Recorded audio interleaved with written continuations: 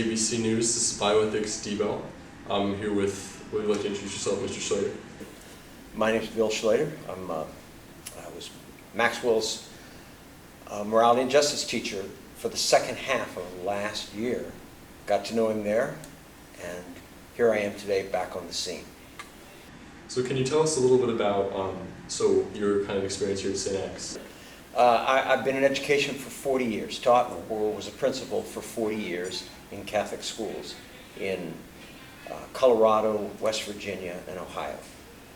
I spent about 26 years all in elementary school as a teacher and a principal, and then came to St. X for my final 14 years as a teacher of religion and as department chair for 9 of those years. I had freshman scriptures for a majority of the time that I was here, at least 12 of those 14 years. And sophomore faith and sac I had for maybe only 2 or 3 of those years. I had junior justice and morality for about 10, and relationships for probably about 10 as well. All right.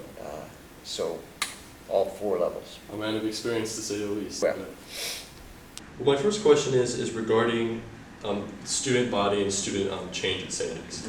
Kind of gaining some knowledge in this area. So in your time as a high school teacher, and I guess a little bit beforehand, how have you noticed how this changed in the students? I would say that the diversity has changed a lot. But with that has also, those kids who are coming here now, who are minority students, have a much different experience. I can remember my first 2 years, it was very, very difficult. Is that probably because it was they were a minority in the school as well? Yes, and the school hadn't fully made those adjustments. Okay. Another thing I will tell you is that St. X students' awareness of and tolerance of and acceptance of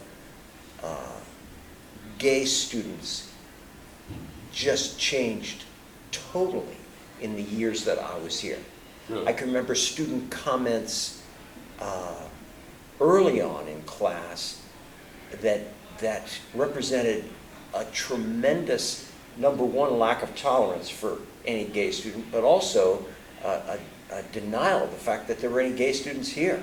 And you mentioned, your university studies, you were a college student in the late 60s. Could you tell me a little bit about that, growing up and going to college in the 60s? Well, yes, I can tell you a little bit about it. It was a fascinating time to grow up, but for me it was a very confusing time to grow up. Really? I went to a small college, so it would have been much more dramatic at big colleges. You know, things were occurring.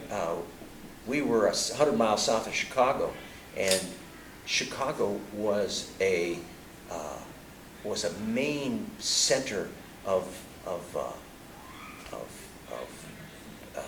revolution, if you will. Sure. Then there was Kent State, which was a tremendous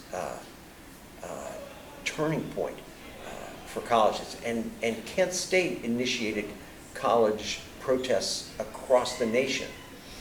And then you mentioned the sexual revolution, and everything that I learned was being kind of turned on its head. And again, what it meant to be an American, what it meant to be a young man, what it meant to be a young white male, what it meant to be a Catholic, all those things were being turned upside down. And it was almost too much at one time. Of course, the other thing that was happening in the 60s was Vatican II, which impacted the church and the way everybody understood church tremendously. Okay, I have one more question. Yeah. That I need to ask, so make sure I stay within time limit. During the 60s, would you classify yourself as being a hippie? I would say I definitely had hippie tendencies. So hippie tendencies? Yes. All right, Mr. Schlater, well, thank you very much for your time. This is Bioethics News.